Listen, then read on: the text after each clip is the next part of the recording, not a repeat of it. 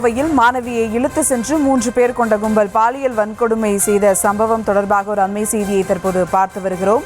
பாலியல் வன்கொடுமையில் ஈடுபடுவதற்கு முன்னர் முதியவர் ஒருவரை கொலை செய்ததாக தகவலானது வெளியாகி இருக்கிறது. மேலும் விவரங்களோடு இணைகிறார் செய்தியாளர் அருண். வணக்கம் அருண், விவரங்கள். வணக்கம். கடந்த 2ஆம் தேதி நவம்பர் 2ஆம் தேதி அன்று இரவு கோவை பீளமேடு விமான நிலையம் பின்புறமாக கல்லூரி மாணவி ஒருவரை கூட்டு பாலியல் வன்கொடுமை செய்த சம்பவத்தில் 3 பேர் கைது செய்யப்பட்டிருந்தனர். குறிப்பாக சிவகங்கை மாவட்டத்தைச் சேர்ந்த கருப்பசாமி, காளீஸ்வரன், மதுரையைச் சேர்ந்த தவசி, இந்த 3 பேரும் சகோதரர்கள். இந்த நிலையில அந்த சம்பவம் தொடர்பாக அந்த 3வரையும் காவலில் எடுத்து கடந்த 2 தினங்களுக்கு முன்பு காவல்துறையினர் விசாரணை நடத்தி வந்தனர். அந்த விசாரணையில் பல்வேறு திடுக்கிடும் சம்பவங்களானது வெளியாகி இருக்கிறது. குறிப்பாக கடந்த 2ஆம் தேதி அன்று அன்னூர் காவல் நிலையத்தில் லட்சுமி என்பவர் தனது கணவர் ஆடு மேய்த்துக் கொண்டிருந்த நிலையில அவரை காணவில்லை என்ற ஒரு புகார் அளித்திருந்தார். அதைத் தொடர்ந்து 5ஆம் தேதி மாலை கோவை கோவில்பாளையம் அடுத்த திரையாம்பாளையம் பகுதியில் அடையாளம் தெரியாத ஆண் சடலம் ஒன்று மீட்கப்பட்டது. அந்த மீட்கப்பட்ட சடலம் காணாமல் போன தேவராஜ் என்பவரது சடலம் என்பது தெரிய வந்தது. அந்த தேவராஜ் கோவை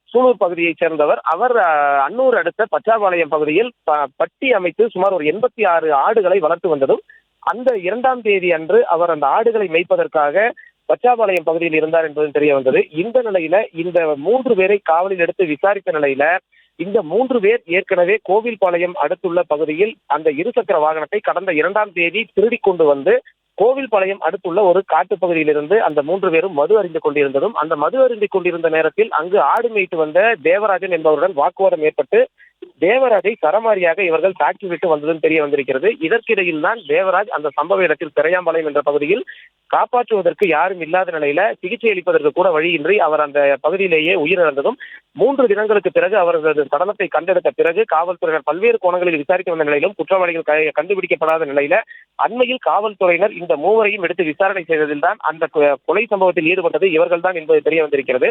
தொடர்ந்து இந்த சம்பவத்திலும் இவர்கள் கைது செய்யப்படுவார்கள் என்று எதிர்பார்க்கப்படுகிறது. ஏனென்றால் ஏற்கனவே இந்த 3 பேரும் கடந்த 3ஆம் தேதி காவல்துறையினரால் சுட்டு பிடித்து தற்பொழுது கோவை மத்திய சிறையில் அடைக்கப்பட்டிருக்கிறார்கள். இந்த 3 பேரும் இந்த கொலை வழக்கிலும் தற்போது கைது செய்யப்பட்டிருக்கிறார்கள். ஏற்கனவே அன்ற சம்பவ தினமான 2ஆம் தேதி அன்று காலையில் கோவில்பாளையம் பகுதியில் இருசக்கர வாகனத்தை திருடி கொண்டு வந்தார்கள். அதைத் தொடர்ந்து அவர்கள் கொலை சம்பவத்தை அரங்கேற்றிய பிறகுதான் இந்த கூட்டு பாலியல் வன்கொடுமை சம்பவத்தில் ஈடுபட்டிருக்கிறார்கள்.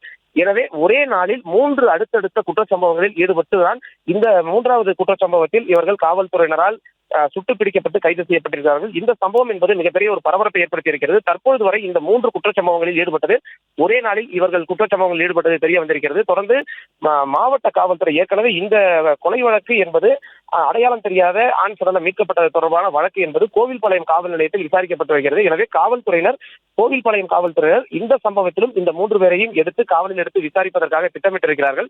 எனவே ஓரிரு தினங்களில் இந்த சம்பவம் தொடர்பாக காவலில் எடுத்து விசாரிக்கும் பட்சத்தில் மேலும் பல்வேறு திடுக்கிடும் தகவல்களானது வெளியாகும் என எதிர்பார்க்கப்படுகிறது. விவரங்களுக்கு நன்றி அருண்குமார்.